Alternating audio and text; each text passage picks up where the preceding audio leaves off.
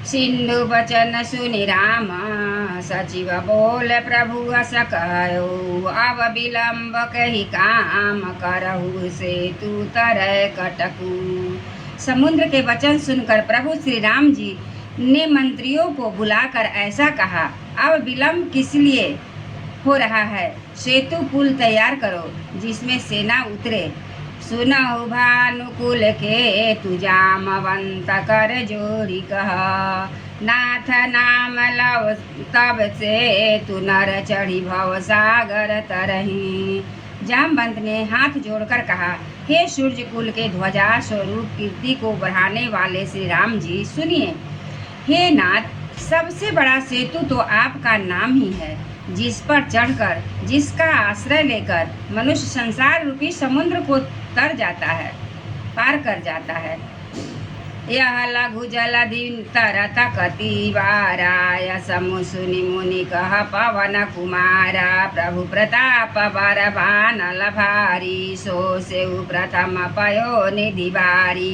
फिर यह छोटा सा समुद्र पार करने में कितनी देर लगेगी? ऐसा सुनकर फिर पवन कुमार श्री हनुमान जी ने कहा, प्रभु का प्रताप भारी बड़वानल समुद्र की आग के समान है। इसने पहले समुद्र के जल को सोख लिया था। तबरी पुनारी रुदन जलधारा भरे बहोरी भरे भयउ तेहि खारा। सुनियति उत्क्रिय कुति पवन सुत केरी हरस कपि रघुपति तनहेरी।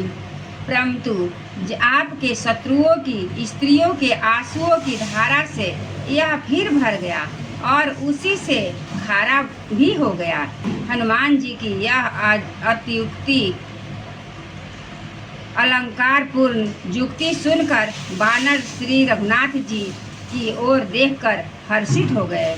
जामवंत बोले दो भाई नल नील सब कथा सुनाई। राम प्रताप सुमिरि मन माही करहु सेतु प्रयास कछु नाही।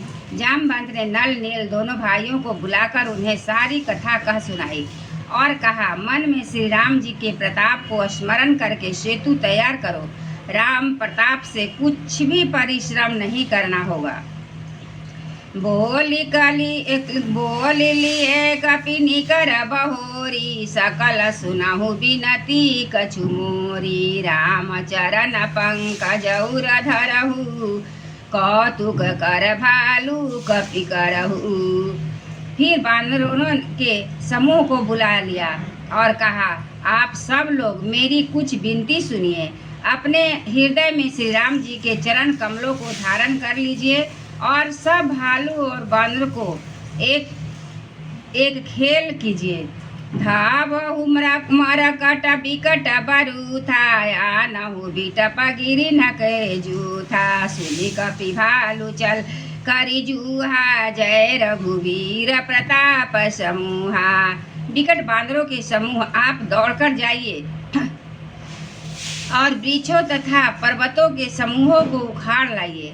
यह सुनकर बानर और भालू हुंकार करके और श्री रघुनाथ जी के प्रताप समूह की अथवा प्रताप के पुंज श्री राम जी को जय पुकारते हुए चले।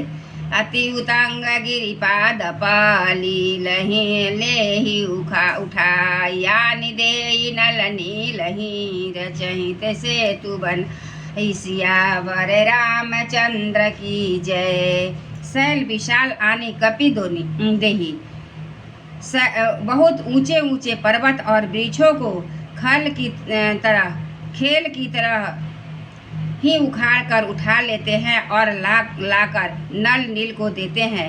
वे अच्छी तरह गढ़ कर सुंदर सेतु बनाते हैं।